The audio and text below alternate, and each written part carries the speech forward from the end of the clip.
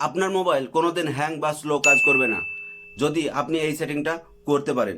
তো এই সেটিংটা কি করে করবেন, আমি কি করে করেছি সেটা আজকে দেখাবো। তো সর্বপ্রথম বলি, আপনি মোবাইল কেনার পরে কিন্তু গুগল থেকে বা ক্রোম ব্রাউজার থেকে অনেক কিছু ডাউনলোড করেন।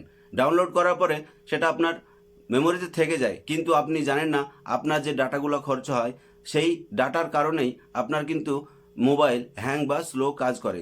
তো এই যে দেখতে পাচ্ছেন আপনি, এইগুলা সব ডাউনলোড করার ফলে হয়। আর আপনি হয়তো 1 বছর মোবাইল কেনার পরে অনেক কিছু ডাউনলোড করেছেন গুগল থেকে, তো সেগুলো আপনি জানেনই না কোথায় থেকে আপনি সেগুলো ক্লিন করবেন এবং আপনার মোবাইলটাকে সেভ রাখবেন, যাতে আপনার মোবাইলটা পরবর্তীতে হ্যাং বা স্লো কাজ না করে।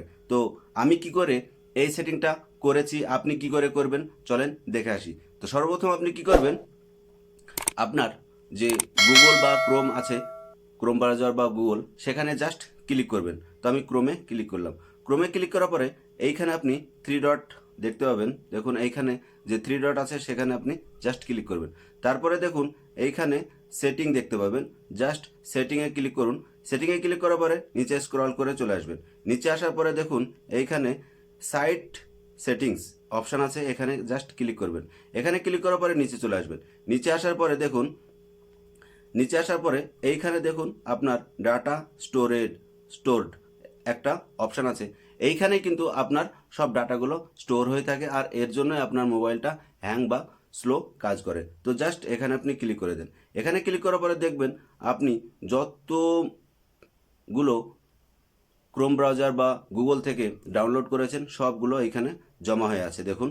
তো আপনি কি করবেন, জাস্ট নিচে দেখুন ডিলেট অল ডাটা একটা অপশান আছে, জাস্ট এখানে আপনি ক্লিক করে দেন। তারপরে ডিলেটে ক্লিক করে দেন। আপনার সব ডাটাগুলো ক্লিন হয়ে গেল। তো আপনার মোবাইলটা এইভাবে যদি প্রতি সপ্তাহে কিংবা মাসে একবার যদি এই সেটিংটা করেন, তাহলে কিন্তু আপনার মোবাইলটা স্লো বা হ্যাং করবে না।